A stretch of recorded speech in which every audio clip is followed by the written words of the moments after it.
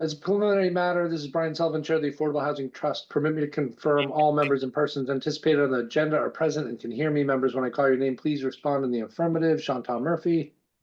Aye. Mike Browers. Here. Boris Bell. Here. Tom Dixon. Here. Steph, when I call your name, please respond in the affirmative. Ellis, we heard you. Christy Ferrantella.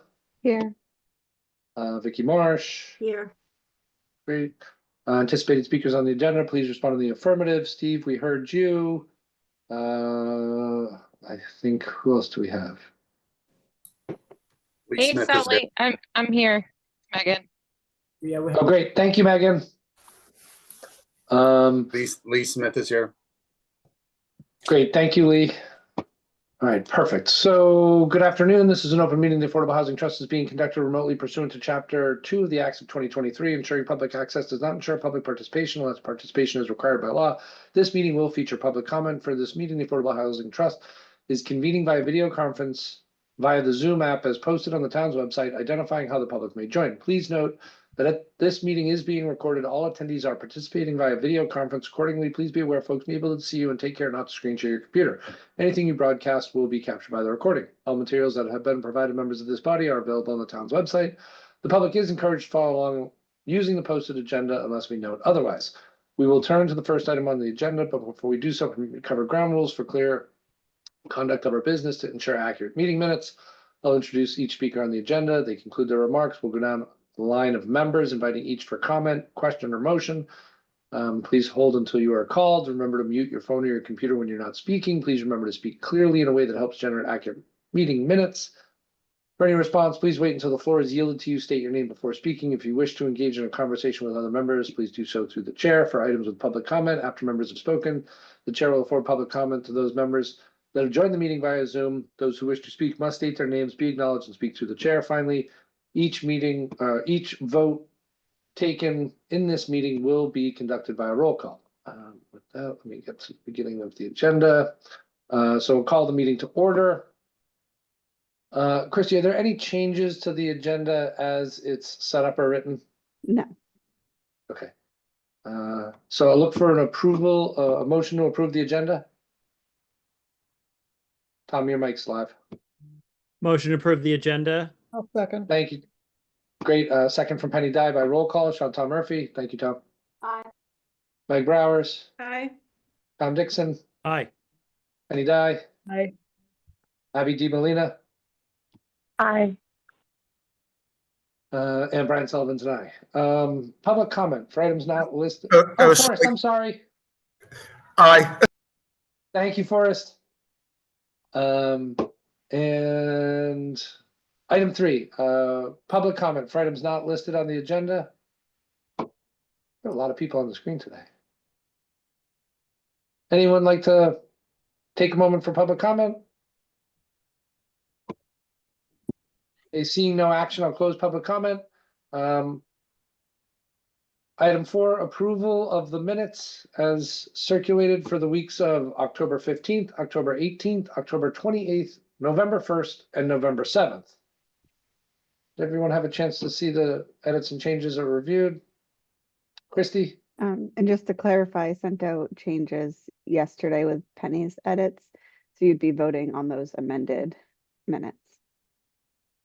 Great. Meg, I think I saw your hand go up. Yeah, hi, my apologies for asking for this because I know we're trying to move minutes forward, but I just have not had a chance to review the last 2 October and the first 2 November. And I'd really love to do that if we could hold those. Okay, so your motion is to seek to approve the minutes of October 15th and hold October 18th, 28th, November 1st, November 7th to a future meeting? And just for clarification, we're voting on executive session in executive session. Correct. So those early 2024 meeting, got it. Yeah, yes, please. Penny for discussion? Yeah, I just want to ask if there's any way going forward that we can get these minutes in smaller batches, because it took me hours to go edit them the other day. Sorry. Thank you. No, don't be sorry. Okay, go ahead, Christy. Yes, that's something that we're working on. We've had a backlog of minutes that we've been catching up on. And then in October and the first week of November, we had a slew of meetings. So we're working on trying to get those quicker to the members. Thank you. Thank you. So I have a motion on the table to approve October 15th and hold the 18th, 28th, November 1st, November 7th. Is there a second? Yeah, I'll second it, but I'd like to say, let's just hold them till the next meeting, not meetings ahead. Okay, fair. So I have motion in a second, vote by roll call. Is that a hand up, Forrest, before I go to vote? Oh, no, sorry. No, no problem. Chantal Murphy, Aye.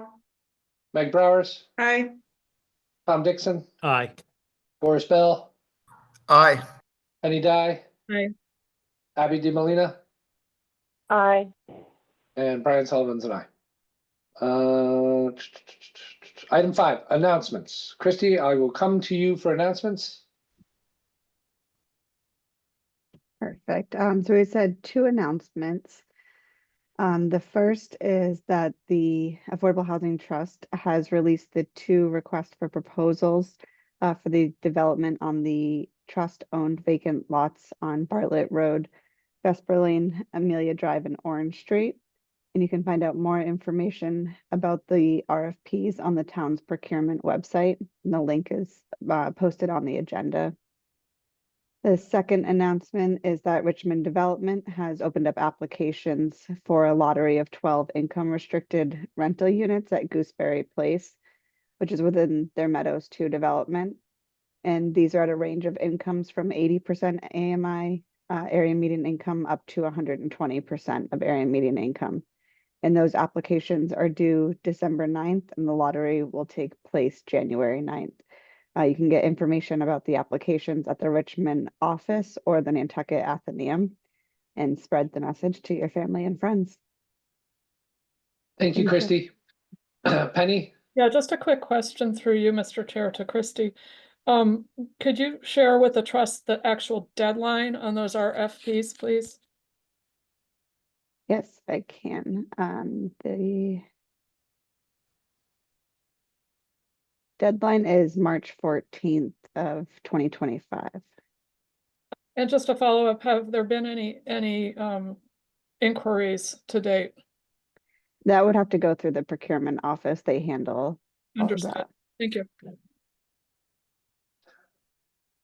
Great, thank you for the announcements. Item 6, response to public comment from October 18th. I'm coming back to you, Christy. Yes, so we had a public comment question at the October 18th meeting, asking for an update on the year-round deed restriction pilot program and how the Affordable Homes Act related to the home rule petition that we put forth that would remove the income restriction on a deed restriction program. And so to provide that update, the year-round deed restriction pilot program has been developed by the trust over almost the last 2 years. At their September meeting, the trust approved the guidelines and kind of policy initiatives for the program. And now this goes through our procurement office since it's a purchase by the town. And so that has been moving through the process of getting posted through the finance department. So we're working on being able to release that application and making sure that it's as kind of user-friendly as possible. In terms of the update as to releasing the income restriction on those deed restrictions, the Affordable Homes Act included the seasonal communities designation, and this designation allows municipalities to acquire year-round occupancy restrictions without the income restriction. But the state hasn't provided full guidance on how this kind of is possible and how we'll move forward. They're releasing that information, they've said, kind of mid-December, so we'll have a little bit more information about that. In addition, we are going to be opting into the seasonal communities designation. It'll be an option at the annual town meeting on May 3rd of 2025. So if we have all the guidelines and we have the opt-in, then the trust would be able to move forward with a program without an income restriction if that is something that the trust wants to do. Great, Thank you. Closing item 6, opening item 7, review the 2025 Affordable Housing Trust Fund meeting schedule. So this is kind of a discussion item, get an understanding of people's regular schedules, changes, additions. So are we looking at 2 meetings a month moving forward? I'll come to you, Christy. Yeah, so in the packet, I have the proposed dates of meeting on the first and the third Tuesday of every month. I did mark when there's 5 weeks in a month like April and July, there might be a possibility for a third meeting if agenda items need it. Recognizing that July is a very busy month, probably we would keep that one off, but just kept that as a possibility. The only month that differs from the first and third Tuesday is September, and that's just with Labor Day lining up. And there still being 5 weeks in September, it just makes it that we're meeting every 2 weeks between August and October, with meeting on the 2nd and 4th Tuesday of September.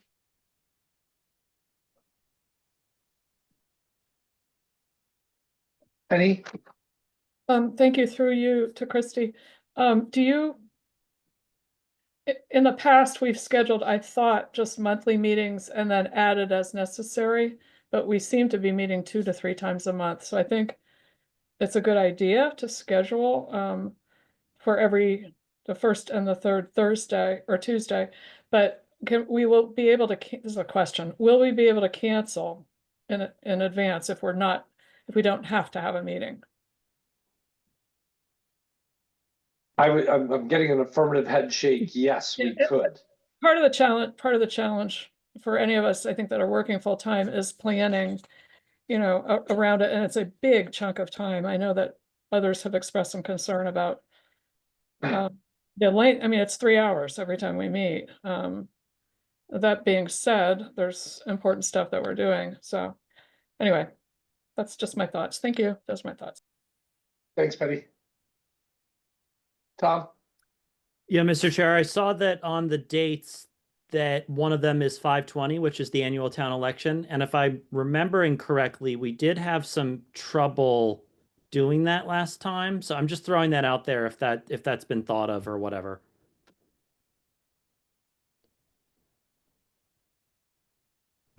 Yeah, I can adjust that date to be the following date in May.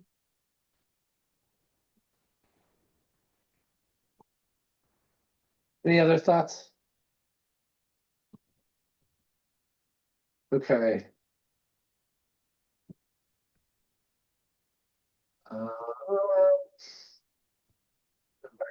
Brian, Yes, go ahead, can I make Meg. a comment on the dates? Go ahead. Thank you for these. I really appreciate it. I would second that. It's much easier for me to block the time off and then cancel it. So I would love to add these to the calendar right now. And if possible, could we just do the Google invites for the whole year as soon as possible so those pop up? That would be really helpful. Thank you. I would agree with that, Meg. Thank you. Okay, any more on calendar? Seeing none, jump to select board quarterly report review. Christy? Thank you. So another quarter has already passed. I feel like the year is going by very quickly. So I'll be in front of the select board tentatively either December 4th or the 11th to provide this update. And in the packet, you can see basically what's been accomplished by the trust and reviewed by the trust between July and September of 2024. To just kind of run down the list quickly. We've awarded closing cost assistance. We did a lot of advocacy work around the Affordable Homes Act, which passed in August, and starting to kind of gear up and learn more about the seasonal communities designation. We finalized the request for proposals that I mentioned at the beginning of the meeting, which ultimately were released in October. And we assisted Housing Nantucket with the Lease to Locals relaunch with a grant of $450,000. In addition, other programs, we've been continuing to work on the year-round deed restriction pilot program, and we were able to secure 2 year-round occupancy and income restrictions on 8 and 10 Honeysuckle through Housing Nantucket. And through that time, we were also working on special town meeting housing related articles. So it was a busy summer for the trust, and just going to give that update to the select board and the community. When I do these updates, I also like to run down kind of where we are in terms of safe harbor and the shy list, and where funds have been appropriated. So that will be part of the update as well. Great, thank you, Christy. Does anybody have questions for Christy or things they want to have added to the update? Any? Yeah, just I would like to make sure that going forward, we keep getting the message out there of the number of units that have been created to date and the number that are on deck. I just think it's clear to me in my travels that that message needs to be getting out better than we've done in the past. Thank you. Thank you, Penny.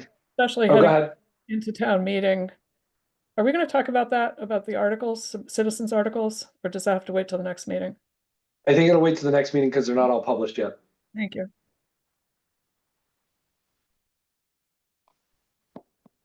They are submitted but not published, so figure what they are. Any more on quarterly review? Seeing none, we'll close that. We'll come to item 9. We have Stephen Morey here for a proposal on Woodland Drive.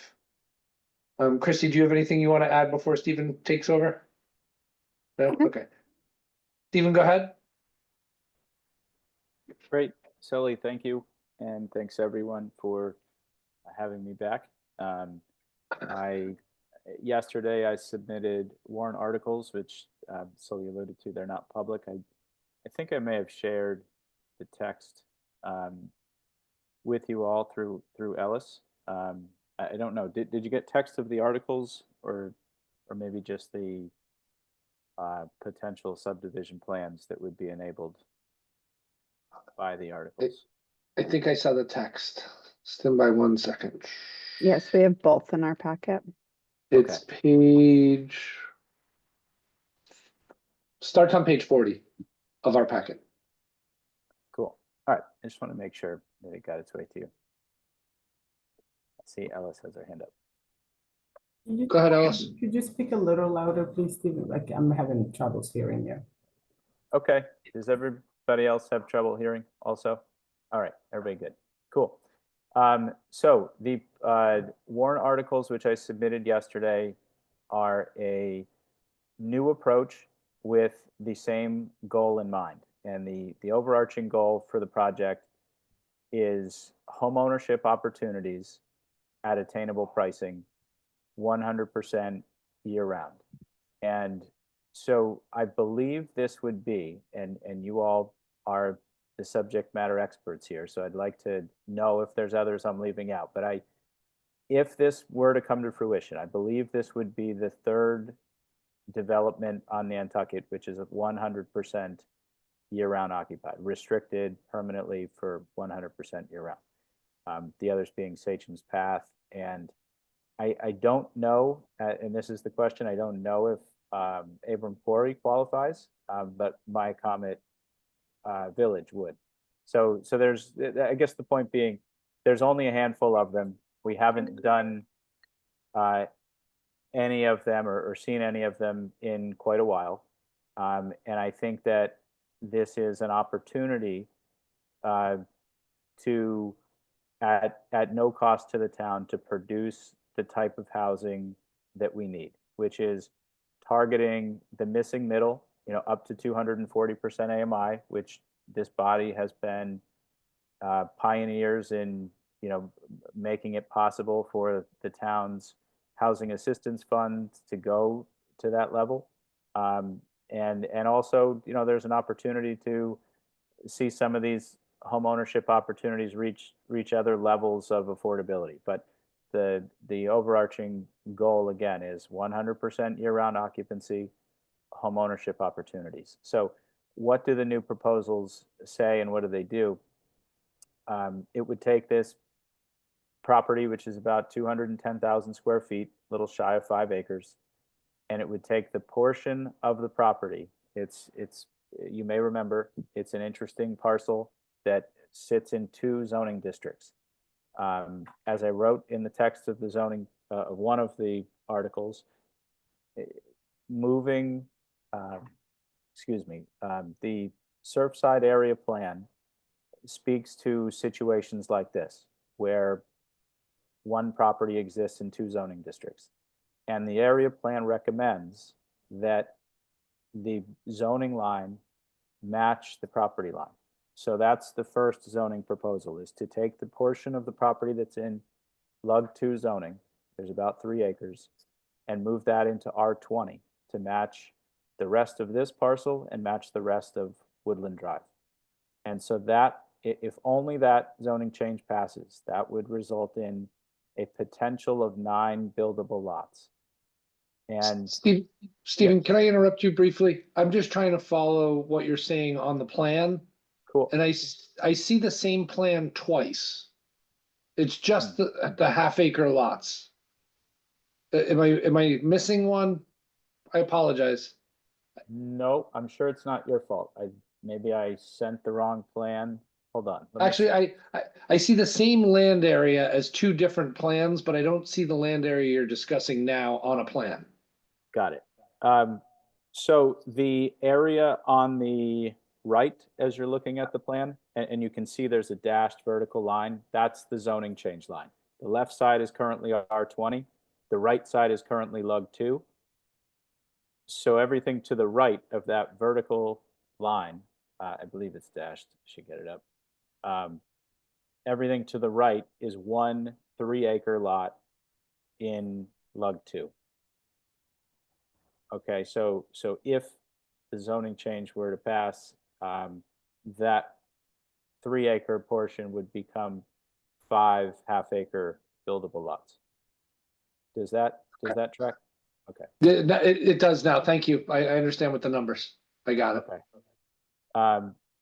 So the other zoning change that I'm proposing is to take the portion of the property that's already in R20 and move it to R10.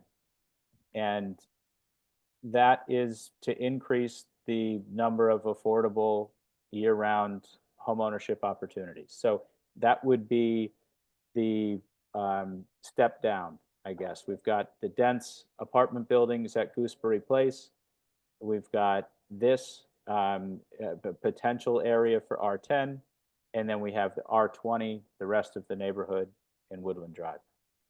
There are other associated articles, which I'm not going to go into in too much detail, but essentially they add each portion of the property to the sewer district, and they change the overlay district from country overlay to town overlay.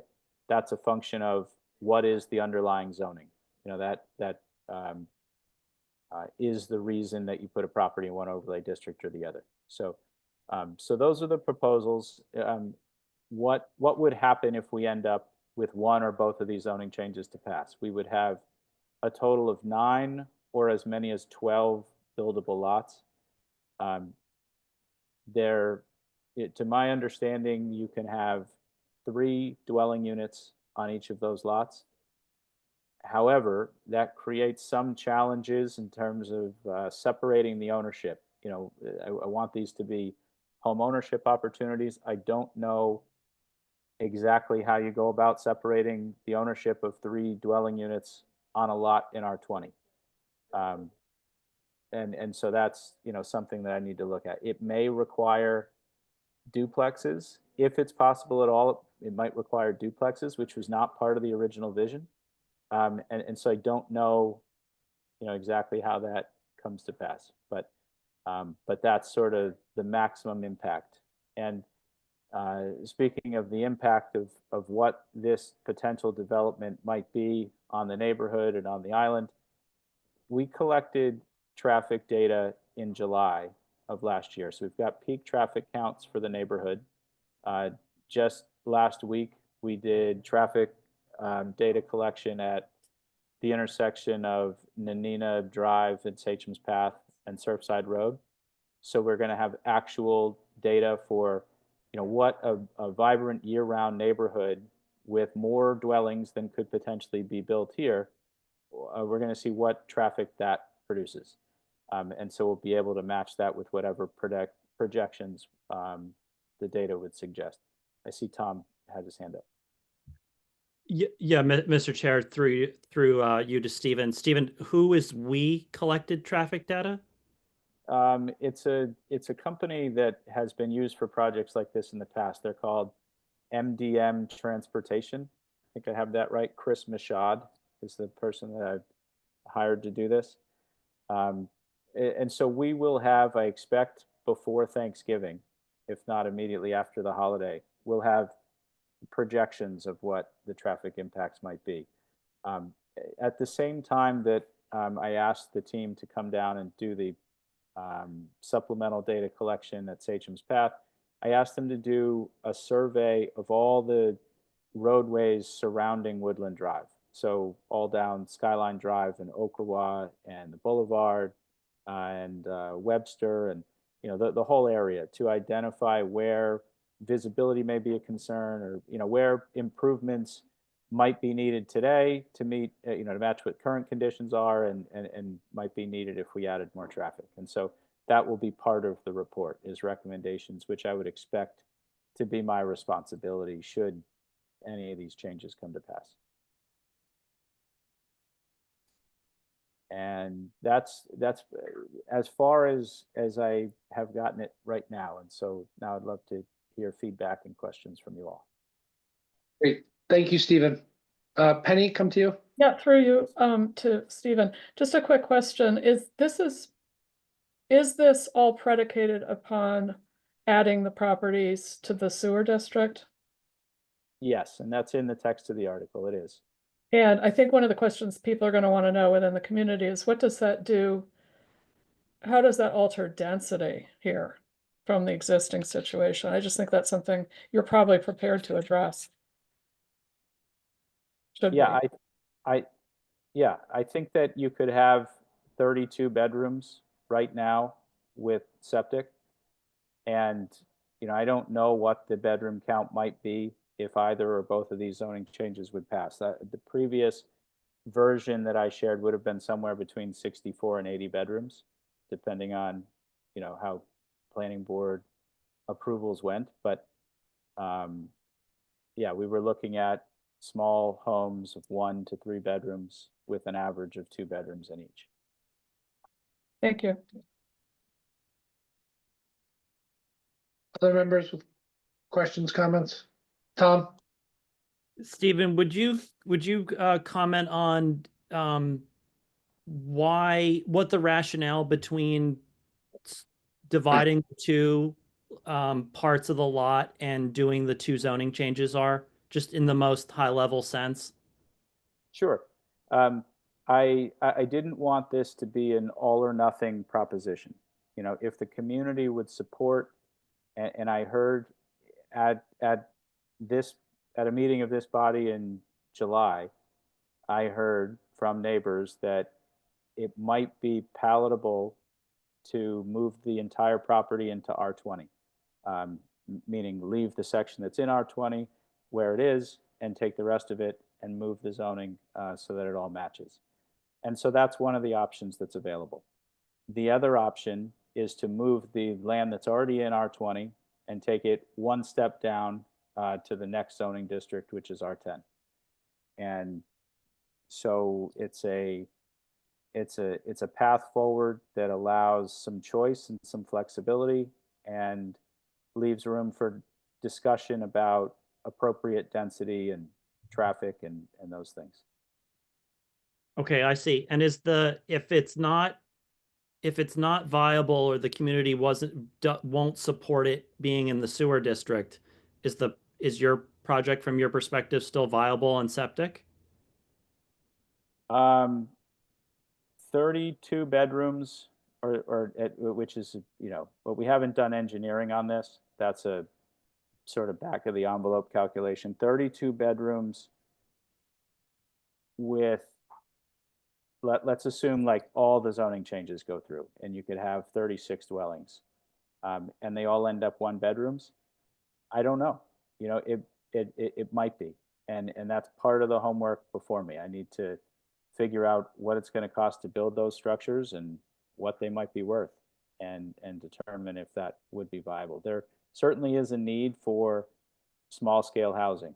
You know, I didn't envision this as all one bedrooms, but it may be possible that it is a viable project like that. Okay, thank you. Any other members with questions? Christy? Thank you. There was just an article in the Globe this weekend about a luxury estate in Western Mass being redeveloped into affordable housing, and they've decided to restrict it to 55 plus over kind of concerns around traffic and kind of being able to reduce the number of cars going in and out of the community. I'm just wondering, have you looked at kind of alternate models or other ways to kind of bring in affordability or different levels of restrictions other than just looking up to the 240% AMI? Has there been any other possibilities? Yeah, Christy, thanks. That 55 plus is like a whole nother section of our bylaw, which hasn't been explored. I don't think that there has been a so-called elder housing community built on Nantucket since we added that bylaw. But it would allow for greater density than what otherwise would be allowed under zoning if all of the dwellings are restricted to 55 plus and year-round occupancy. So that is something that's available today without any zoning change, and that's a special permit from the planning board. So again, there's no precedent for it. Who knows how many bedrooms or dwellings or, you know, what other considerations the planning board would be concerned with, but that is an avenue forward for the project if zoning doesn't come to pass, or if people say, hey, we don't want just year-round or just attainably priced housing, we really want elder housing, we can explore that.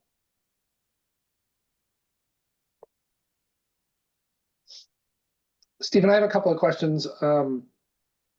I see the abutting property, your neighboring property is not connected. Do you have another opportunity for egress other than Woodland, or is Woodland your only opportunity?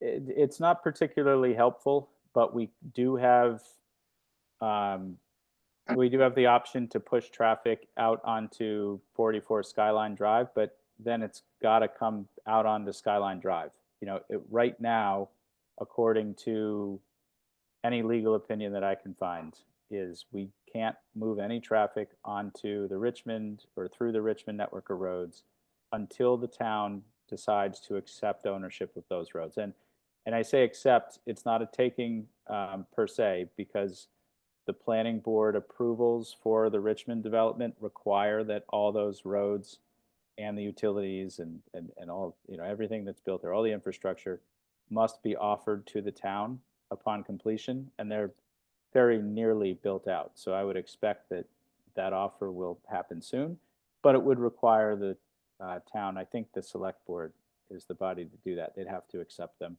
And then we could move traffic that direction. But until then, it's not possible.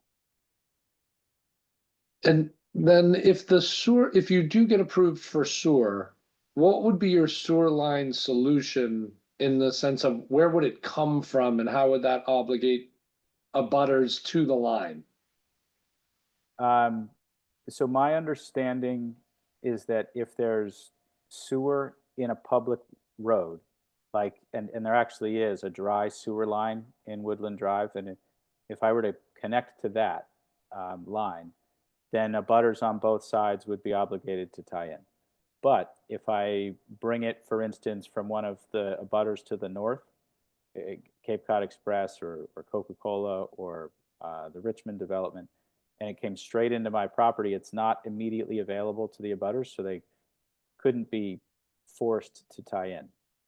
Likewise, if I brought it in, there's a water easement on the northwest side of Woodland Drive, and if I brought sewer in that way and crossed over I think there's 4 parcels between that easement and my property, then only the properties that I cross over would be obligated to connect.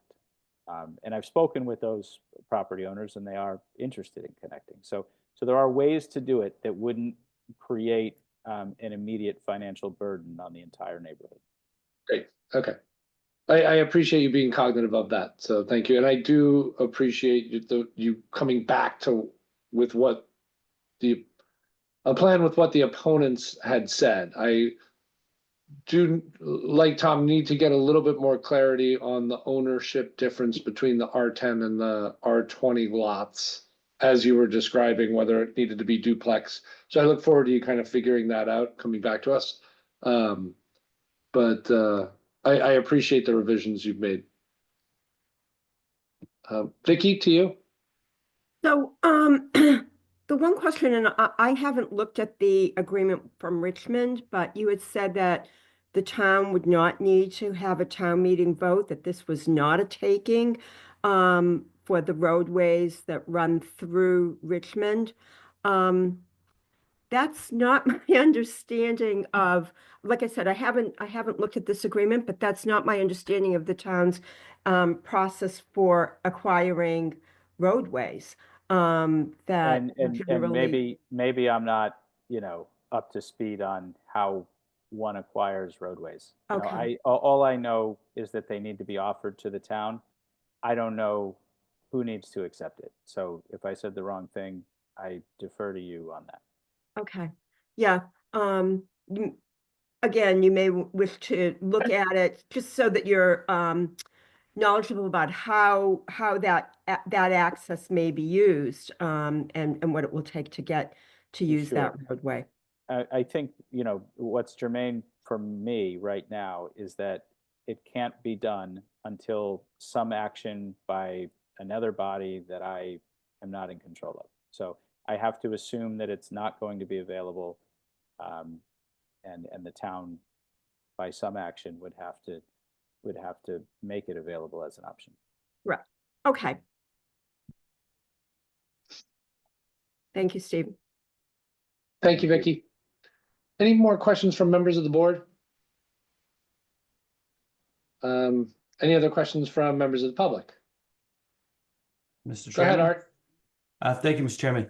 I would just very briefly say that I would hope that without those kind of details actually fully worked out, there would not be support from the trust for this proposal. That should come first. And if it can't go through Richmond and everything is a maybe and dependent on other things, then it would be premature for the trust to put its support behind this. And I think very unfair to the neighborhood to the south. Thank you. Thanks for your comments, Art. Beth Ann? Yeah, hi, everybody. Thanks for having me here today or allowing me to participate and watch your meetings. I have not been in the past, so this is exciting. Nice to see everybody.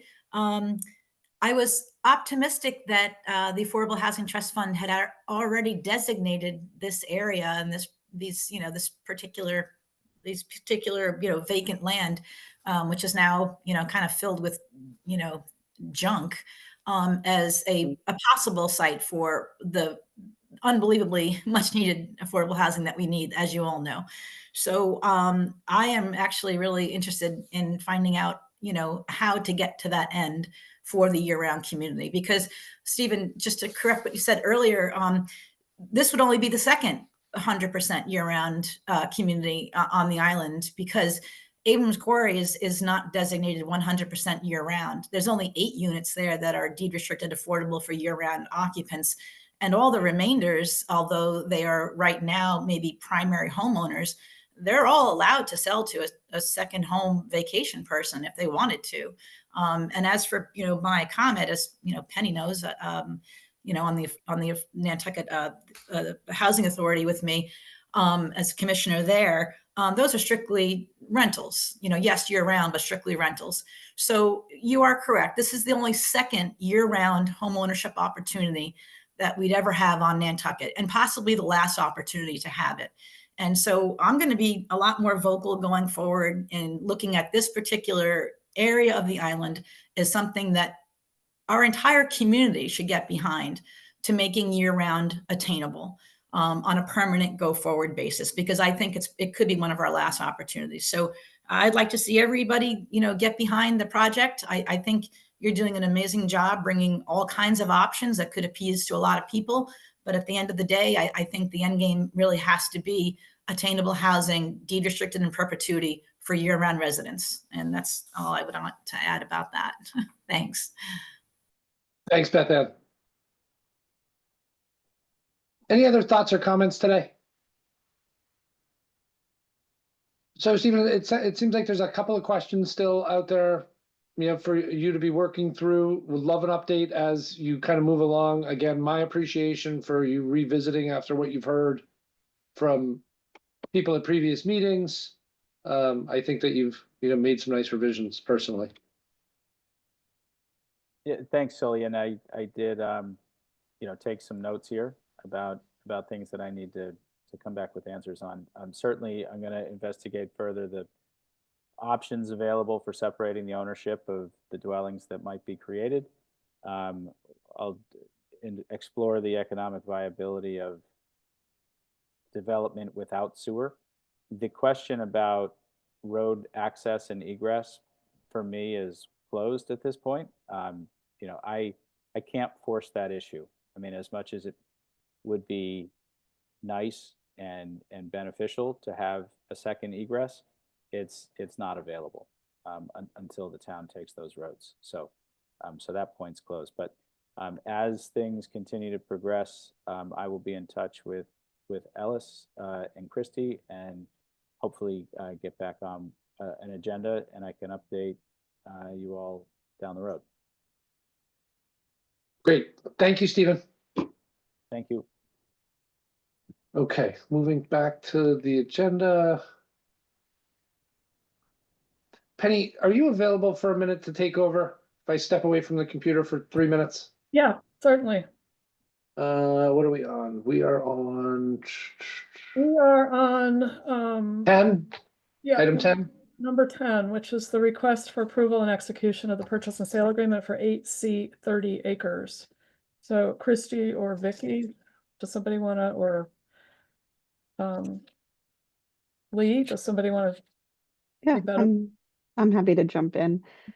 So the property at 8C 30 acres is a condo that the trust has been reviewing and put through an offer. The sellers accepted the offer, and we wanted to move forward with the purchase and sale agreement. The purchase price is $900,000, and this would be for a 2-bedroom unit that would ultimately be deed restricted and resold to a qualified buyer. I have a question, which is there was some discussion, I think, about taking possession free of tenants. Was that this property that we were talking Yes. about? Okay, I just want to make sure that that is part of the And that's in the PNS. Okay, does any other board members have any questions for Christy? No, okay. What are you looking for? Are you looking for a motion? Yes, a motion to approve and execute the purchase and sale agreement. Okay, does somebody want to make that motion? So moved. Okay, and have the just the chair execute, or the entire board, Christy? I'll tell you in 1 I second. think it's the entire board. Just say, and have the trust execute. Why don't we say that? Is there a second? I'll second. Thank you, Forrest. Okay, I guess we have to do a roll call vote on this, right? So by roll call vote, Tom Dixon, Aye. Nick Browers, Aye. John Taw. I'll abstain from this one. Okay, thank you, Forrest. Aye. And I vote aye. Abby, Aye. thank you. And I'm punting it back to you, Brian. Okay, great. I'll abstain just because I was away for the most of the conversation, but Okay, we just are voting, Brian, on execution of the purchase and sale agreement for 8C 30 acres. So you have to vote. I think you have a majority. Okay, that's fine. All I'll right, just abstain since I missed the first half of the conversation. It's fine. understood. Okay. Back to you. Great, thank you very much. That was 10, 11. Draft commitment letter from town of Nantucket to Hall Keen. Vicky, I think I'm coming to you on this one. Sure. So the trust is involved in making a commitment to this project at 6 Fairgrounds Road. The original approval for a loan to Halkeen for the development of this project, they had come back to us, as you may remember, because there was a gap in their funding due to a variety of reasons running through COVID, et cetera, and increased costs. So the original approval was for $6.75 million. And they have come back and had, they still had an additional gap. They have also, though, gotten additional approval from the state for funding that the state is going to be looking for a commitment letter from the town on this additional funding that the town and trust can offer. So the additional amount, $8.7 million. There's no term in this letter yet as far as a maturity date. The rate of interest would be 1.5% interest, which is what our original offer was to them. This project is being funded in part by LIHTC, which are state tax-free bonds and tax-exempt housing bonds for low-income housing. This would be a project that's going to have 64 units. 55 of them are going to be income restricted. There'll be 12 that will be 30% at or below 30% of the AMI. There'd be 15 units at or below 60%, 28 units at or below 120%, and then there's 9 units that would be market rate units. The developer, by the way, has come back and right now has agreed to they're supposed to be putting in basements into these into the buildings, and the town is going to be paying for the basements. I think, Christy, correct me if I'm wrong, but I believe it's $1 million. Which is included in the 8.7 million, not an additional million. Right, right. And they have also revisited the proposal and the request for solar on this project.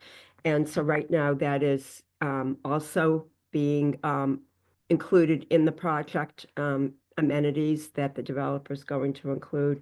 And they have recently come back also and said that they're going to be putting in washer and dryers in each of the units as well. So the trust is going to be funding this loan and through its funds that it has received through the town meeting votes.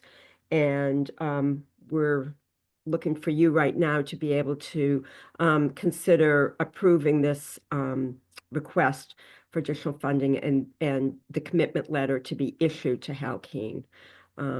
There are several, I should point out that there are several contingencies with this, so that if they don't, for instance, receive the funding that they are required to get from the state, this agreement can be terminated, obviously. So this is really just, we're seeking your approval on the commitment letter.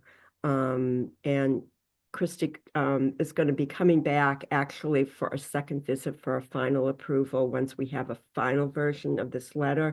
This is just a, well, it's more than just a preliminary letter. We've really worked this over. So hopefully, you know, we're near having a final version for your consideration.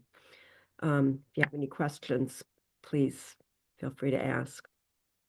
Great, thank you, Vicky. I'm going to come to Penny with a question and then to Christy. Yeah, through you to Vicky and Christy.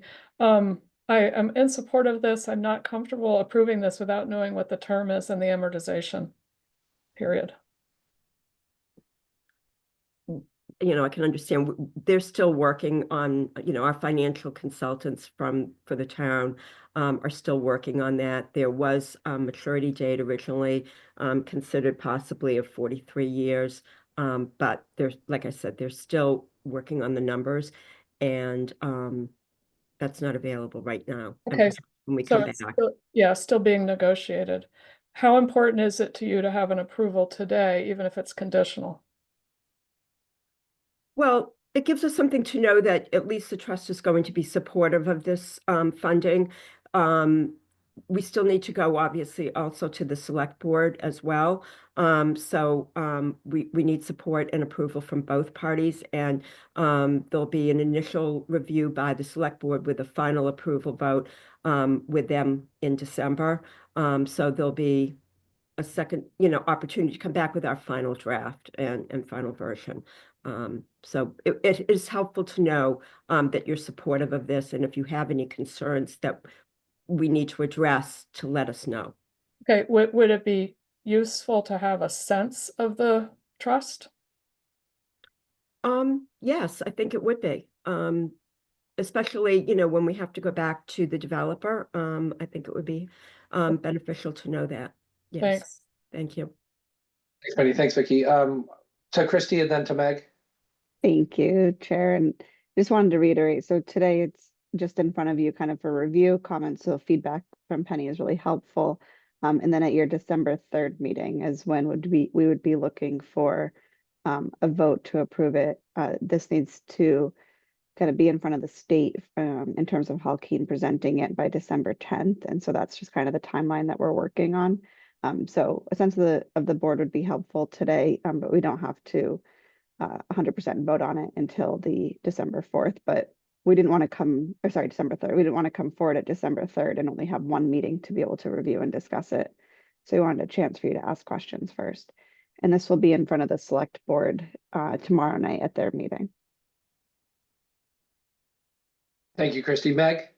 Thank you, Chair. I have a question. So I understand that from reading this document that 55 of the units are income restricted and that affordable housing restriction is held by the town in perpetuity, and 70% of the affordable units are local preference. Is there any year-round deed restriction component? Not at this time, no.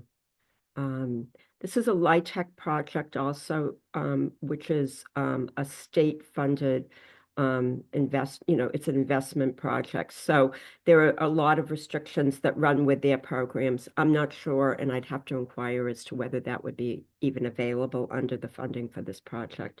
But we are able to obtain, provided EOHLC agrees, to grant it a 70% local preference for all the different categories. So I think that can certainly address a large population.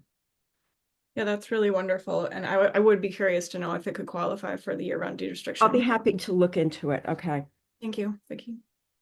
Next year, Vicky, can you clarify for me the difference, the ratio of LIHTC funding versus local funding? Because it's significant how much this is being funded at the state level. So, I mean, are you talking about the different programs? I'm not sure what you. So total project cost, the 8.7 represents what percentage versus, maybe I'll come to Christy. It looks like she might have May this. know, yes. Yeah. Thank you. So the cost for this project is kind of just nearing about $58 million. So the town contribution would be kind of just under 9 million. And then they have about $30 million in combined kind of state and federal funding going into the project. And the rest is through other means and other financing. Okay, great. Thank you, Christy. Tom, I'm going to come to you because I saw your hand up, and then Penny, I'll come to you to follow up. Yeah, I was just gonna say, this project has been a long time coming, and I know Christy and her staff have worked very hard on this and kept us updated. I agree fully with Penny that supportive until we get the terms and flesh out the final, but I think it's fantastic, and the amount of funding from state and federal is especially great. Great. Penny, then Vicky. Yeah, I just wanted to quickly add, in addition to the money pledged by the town, the land, right, was given by the town. Not insignificant. Thank you. I just would like to add, Mr. Chair, that so the state is really has really come up with additional funding for this project, and it's really important for they've really gone out on a limb, I think, to a great extent, to try to support the town in completing this project. They know it's been here for a long time, and they don't want it to not get completed. So the support by the town to be able to complete this project is very important and critical for this project to actually get completed. And thank you, Vicky. Also the deadlines to be able to use this money are up at the end of the year. So that also is a very important element to this. Thank you, Vicky. I'd like to just echo Tom's comments that I do recognize how long and hard that Christy and Vicky and et al. Have been working on this, and a significant increase in this number is our request as a community for full basements to make sure that there's storage opportunities. So that came kind of after a redesign. So I personally am supportive and fall in line with some of the other comments that were made. Christy? Thank you. And I just wanted to kind of bring the trust up to speed on just kind of how much work has been going into this and how we're, negotiating with Tacoma Green. So we really understand that in most towns, when they're contributing to affordable housing projects, a lot of times that can be like CPC funds or state funds, but we've been really stressing that these are taxpayer dollars and making sure that we get things that we're asking for in the development and making sure that we're negotiating the best terms. We have a weekly meeting that includes our financial advisors and our consultants that are really advocating on behalf of the town. So I just want to in the trust, and I just wanted to stress that some people might say, oh, 1.5% interest seems low, but we're doing everything we can to get the best terms while also making sure that this project gets built because as we heard from Beth Ann, we need the housing and we need it now. So we're working on both sides of that. Great. Thank you, Christy. Any more questions or comments today? Penny? Yeah, I just want to also remind everybody, you're structuring this as a loan that's going to be coming back to this community to fund future opportunities. And I just, yeah, good job. Thank you. So it seems like we'll keep this open until the December 3rd meeting, and then that's an action day based on the deadlines for the time of year, et cetera. And the select board will be taking this up. Okay, with that, we'll go to the next item on the agenda. Sorry.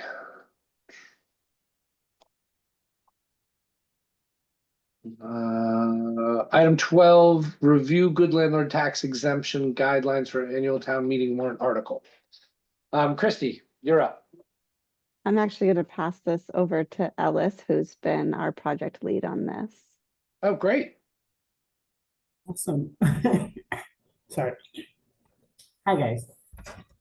On your agenda packet, there's the email from Senator Sear, the state guidelines, and the application template from the state. And if you all are able to see it.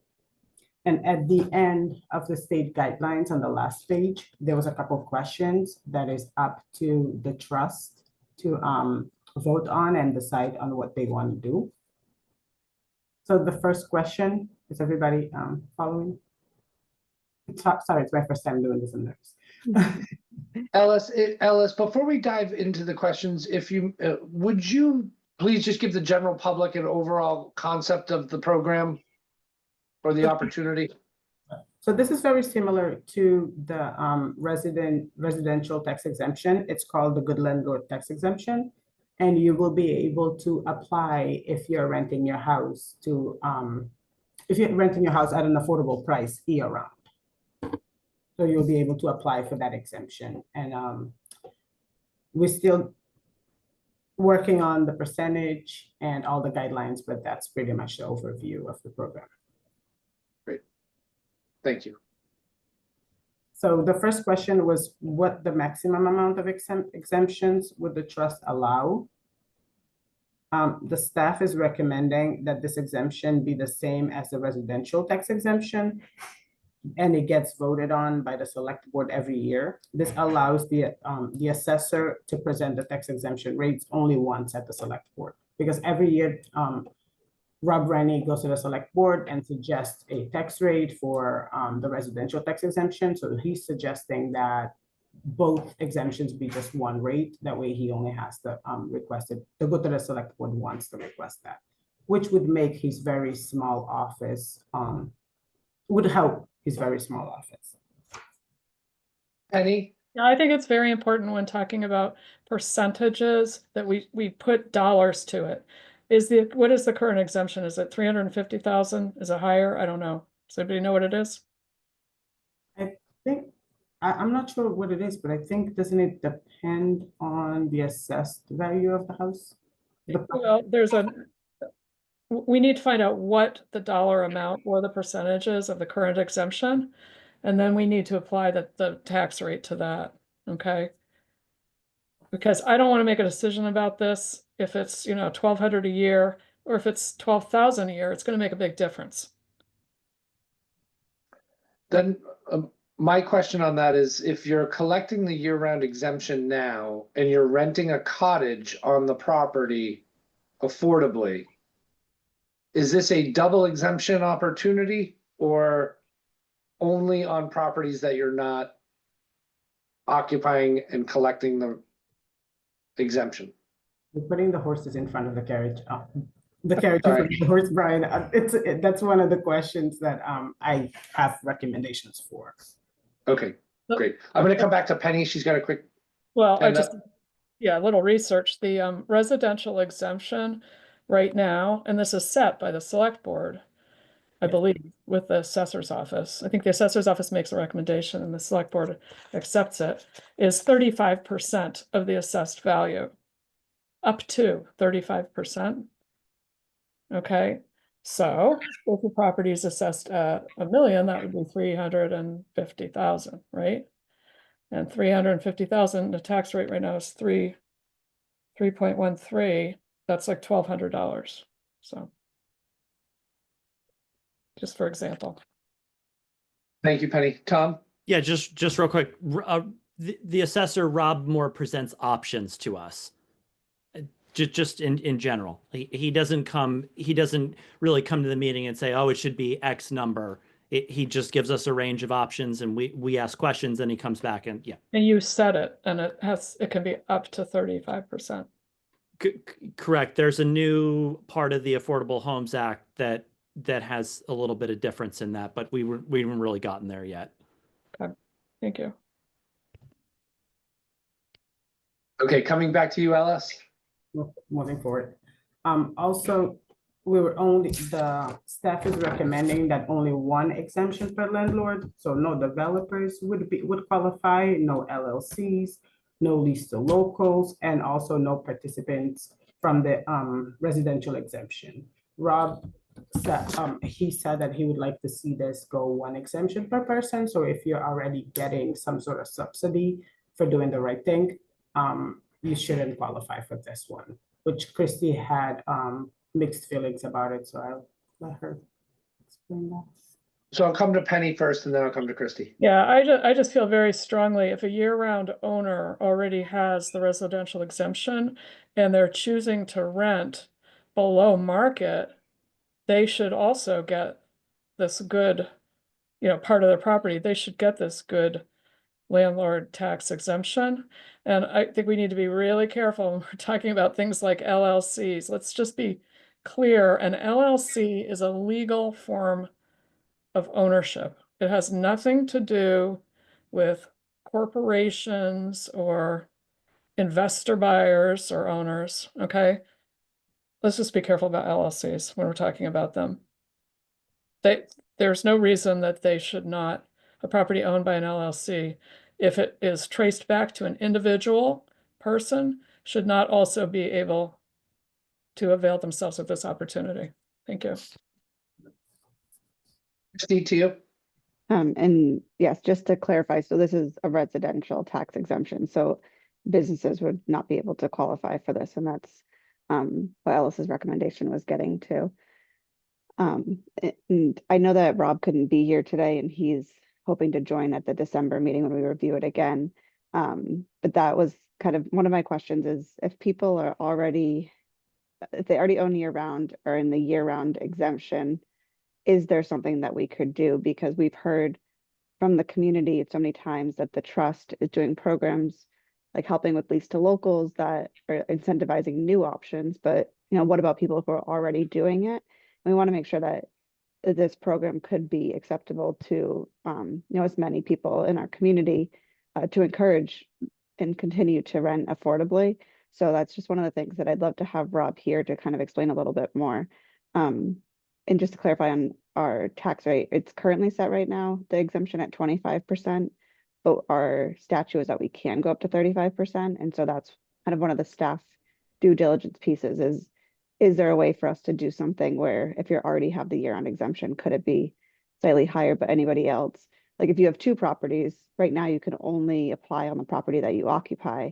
And then this might be an option for the second one if you're renting year-round and affordably. So I know that there's still some staff research to do, but I just wanted to say that that was one of the things I wanted to make sure that this program applies to our year-round community. And Provincetown has been doing this for several years. And so I know Ellis has been working with them and they've seen success in it. So we're trying to learn from them without reinventing the wheel. Thank you, Christy. I'm a little confused as far as one of the questions, but I think I had it right the way it was said. I think that this should apply to anybody in any number of units that is renting affordably. It shouldn't be capped because the overall, as far as how many units you own, because I think that the overall benefit to the community of somebody renting year round at whatever affordable limit we set is potentially greater than a $1,200 reduction to a landlord. So I think it should apply across multiple properties personally. Penny? Yeah, just quickly. So through you to Christy, who is sponsoring this warrant article? Is it the select board? Yes, through you, Chair. It'll be on the select board, the articles that they're putting forth on the warrant. Okay, and then today what you're introducing this to us so we can ask questions, and we're not going to act on this today. We have some more time. I think you could bring Ron or Rob Raney back in here. Right, and so we wanted to address kind of basically to give a little bit more background. Again, this is something that Provincetown has been doing and was brought to the attention of Senator Sear, and they basically added it in a bill last year that allowed for the local option to opt in. And so we needed a town meeting to opt in, and with the guidance from the state on how the program would work, I mean, they provide a lot of the tools, the application, kind of a lot of the guidelines are presented by the state, but they had a few questions where locally we get to decide some certain things like what is the rate and how do we set the income limits of the tenants. And so we had to bring this in front of you for kind of feedback on that. And then we're working on developing the article to be on the town meeting warrant. Okay, thank you. Lastly, has any kind of modeling been done by the finance department or the select board on this? Projections? Or Alice just, is shaking her head no. we don't So know. I think once we know kind of the direction, we can have Rob look at some more things. Okay, thank you. Forrest, to you. Yes, I tend to agree with what everybody said. If multiple exceptions are going to be allowed, it would encourage property owners with multiple units who may be, renting out other units at a market rate to actually scale back and take advantage of something like this, rather than just encourage new property owners from renting those units. So, I mean, is our discussion just a recommendation to basically? At this point.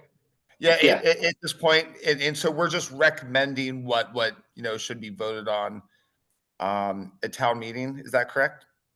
So we're more so recommending in developing the criteria of the program or future article and what our thoughts are. We're not in a voting stage in this conversation. Oh, okay, Also, but yeah, we need more information from Rob as well to be able to get to that place. okay. So that was just for clarification. But I tend to kind of agree with allowing multiple exceptions to kind of encourage multiple units owned by the same person to rent to year-round residents or to people who qualify. Yeah. I think there's a lot of property owners on Nantucket that own multiple properties that aren't lumped into there's a lot of individual property owners that own multiple situations on Nantucket that may be overlooked. Ellis, back to you. Just a clarification, I'm reading Rob Rennie's staff recommendations. They are not mine. I'm not an expert. I just did some research. So all the recommendations that I'm reading to you guys came from the assessor's office. So then we have the second question, is the annual occupant household income limit. So in Providencetown, they're doing from 30% to 100% AMI. On Nantucket, we're suggesting that tenants earning up to 150% AMI for moderate income housing, and then we would give priority to the households between 80% to 100% AMI for low income exemption. So we're looking to qualify both income and rental rate. Is that? So that's what the state guidelines are.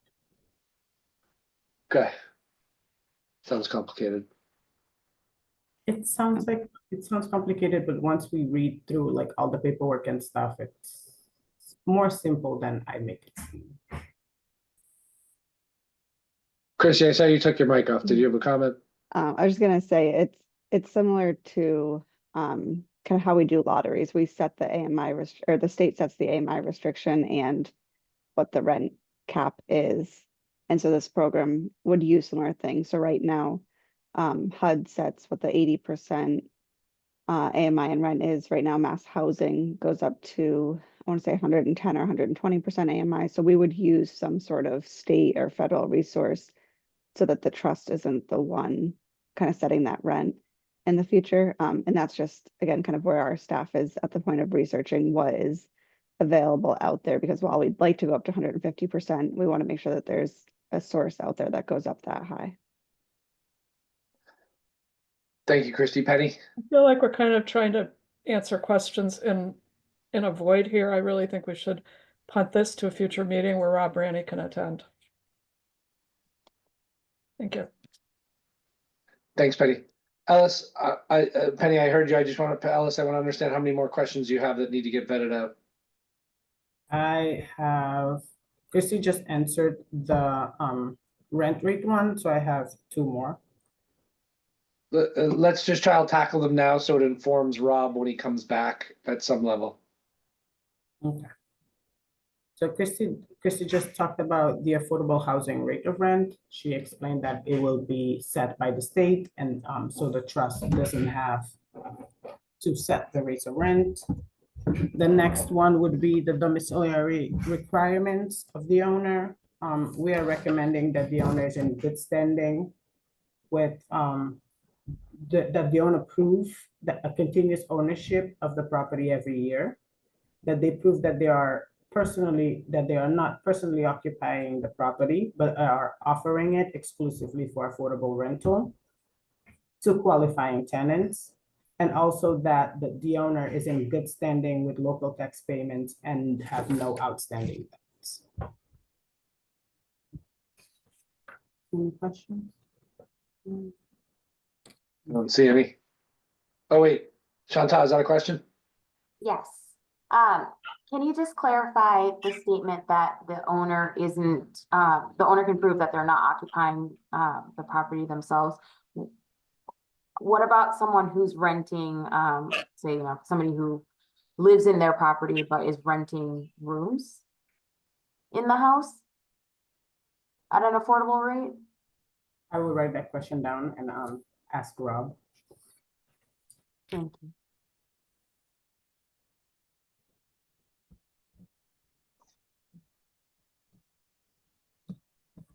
I don't know if the state sets a room rental affordability. That might be curious. Christy, then Penny. I think a lot of this is going to depend on how we want to frame the program. I know that in Provincetown, they do it by square foot of your house and then what square foot of your house is rented affordably. So they have a little bit of a challenging calculation. So we'll look into their program again a little bit more, and the next meeting will be able to present some more of that information. Thanks, Christy. Penny. 2 quick comments. The lease to locals program, some of the properties that qualified for that are in fact rooms, I believe, in people's homes. And what was my second thing? We haven't discussed owners who happen to be renting to relatives way below market. Is that not included in this? I guess that's something we need to find out. Thank you. That is one of the questions that we left open when Rob and I were meeting, was the relative. I think we left it out of the lease to locals. And neither I nor Rob had a recommendation for that. Okay. And then I have the last staff recommendation. Is there any other restrictions or regulations consistent with the intent of the law it elects to implement? So staff recommendation is to implement a it's to implement that the health department do a mid-year inspection. They are working on creating a mid-year inspection for the short-term rentals. On the paper, it says that they already do it. That was a mistake. I contacted the health department and they're still working on it. They have not started doing that. So we recommend that together with the short-term rental inspections, that they would do a good landlord tax exemption inspection to mid-year. I don't know that personally I would make it any more complicated than the year-round exemption and how they qualify that.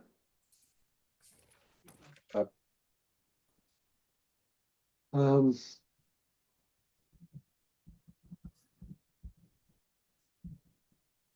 that was Any more, Alice? That was my last one. It's in a very like premature form, and me, Rob, and the assessor from Provincetown are still working on making it less complicated and more user-friendly for you guys. Great. And this is an action item for December, so it can make the warrant for next town meeting. And this would take effect July of 2026. It would not make it July 2025. So everybody's just tracking, and we do have to meet a timeline now to make that happen. Yes. Okay. I'm gonna move on because I don't want to lose a presenter to item 13. So 12 will stay open to the next meeting. Item 13, review draft zoning bylaw amended cottage community discussion. So Christy, I think I'll just come straight to, where did Meg go? There you are. Okay, sorry to do this quick, but I have another meeting I had to get on at 2 o'clock. And this is a working draft, so really the intent of me presenting today is just to get your initial feedback. The internal work group, which is comprised of myself, Christy, Sully, Dave Iverson, and Doug Carlson and Chris Megna, will take some of the feedback we received from the planning board, some community members, and then what you all think here as the Affordable Housing Trust, and make some tweaks before the planning board moves on to sponsor this article at town meeting. So basically the intent of the cottage community bylaw is think Monomoy Village, and allowing that to extend to other areas of the island. So let me do a share screen here. I think you all have this in your packet. Are you seeing that okay? Yes. Okay, cool. So I guess part one, related, unrelated, is actually defining attainable housing in zoning. Right now, we only have a definition of affordable housing, so we wanted to keep this definition consistent with the definition that the trust uses. So also out of the Affordable Homes Act and year round, we felt that was important to define attainable housing up to 240% of median household income. The requirements for the cottage community, it will be allowed as it's currently proposed in all residential districts, as well as VN, CN, and CTEC. So those are the more mixed use kind of zoning districts. The lot must at least meet the minimum lot size requirement of the underlying zoning district in order to be eligible to proceed with this. Let me just backtrack real quick too. This is a special permit issuance, so every single application will be reviewed by the planning board. This is not intended to be a by right development. The cottage colony is currently proposed to be developed at this maximum density. So it's a combination of what currently is allowed. Most residential zoning districts are allowed primary, secondary, tertiary now. This increases that in some areas a little bit more significantly than others.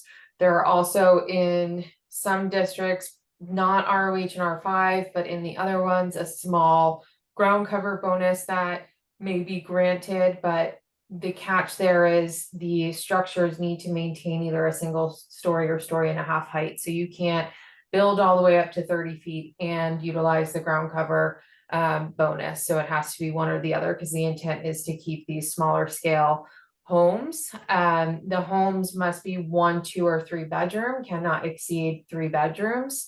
The parking requirements are included here as well. So it's a hybrid of how we calculate apartment, which requires a lot of parking, and single family, which doesn't require much parking. So as it proposed right now, 1 and 2 bedroom, or excuse me, 2 and 3 bedroom units would be required a minimum of 2 parking spaces. And the studio and 1 bedroom would need a single parking space.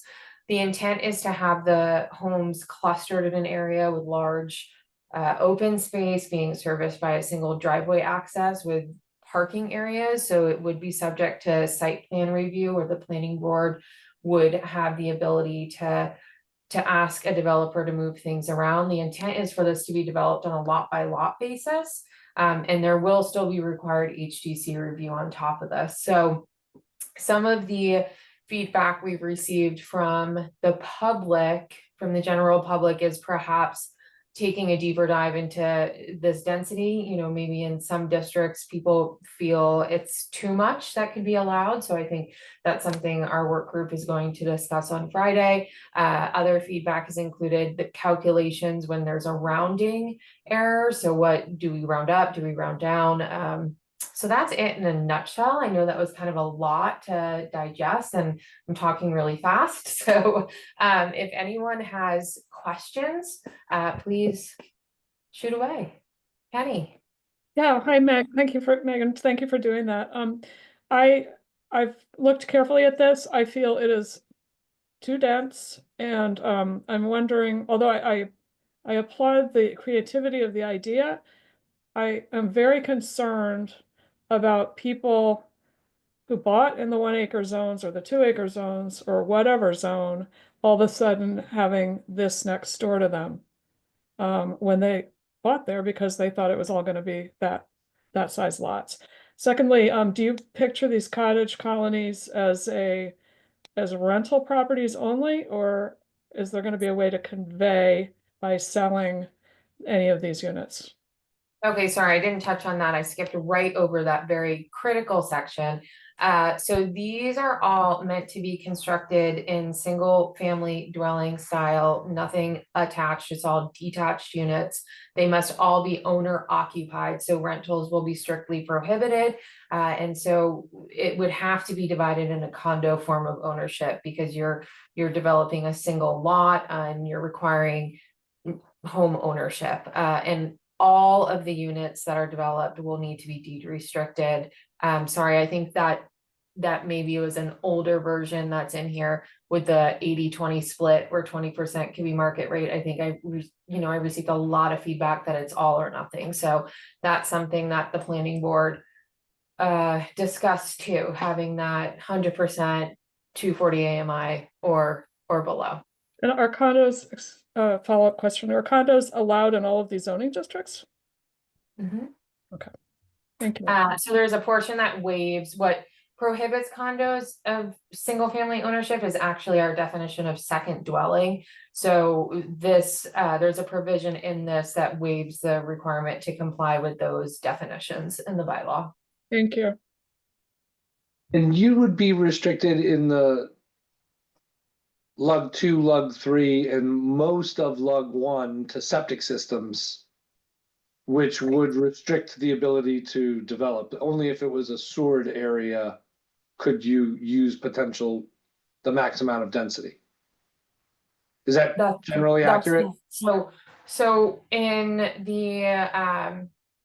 the district serviced by sewer, this is just generally speaking, of course, there's always going to be a one-off, but district serviced by municipal sewer and water, denser districts such as ROH, R5, R10, R20, and some R40, there's a bedroom calculation that currently can be waived by the planning board.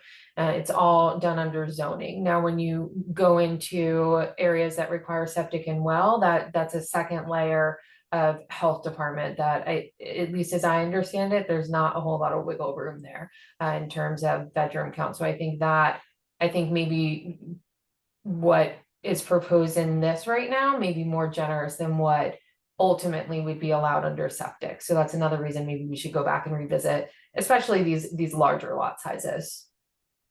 Great. Thank you, Megan. Does anybody have any follow-up questions for Megan? I know she's got a 2 o'clock to jump to. Megan, seeing none, will say thank you and release you for today. Great, thanks guys. Have a good Great one. work. Thanks for taking the time to listen. Okay, back to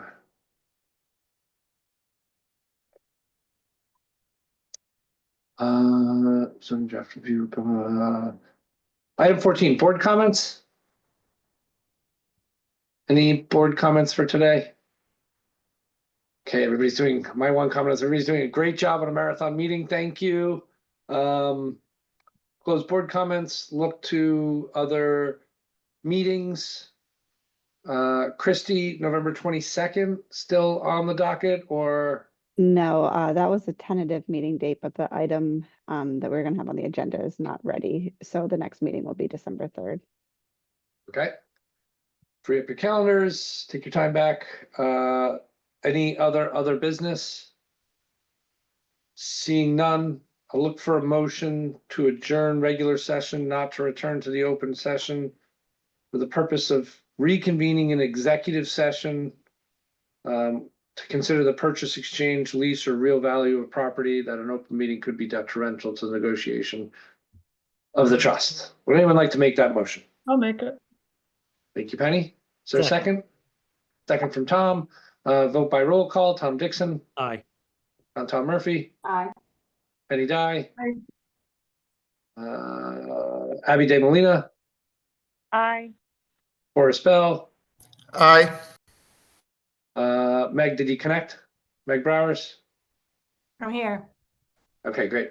Thanks. And Brian Sullivan's and I. Okay, we'll see everybody on the other link.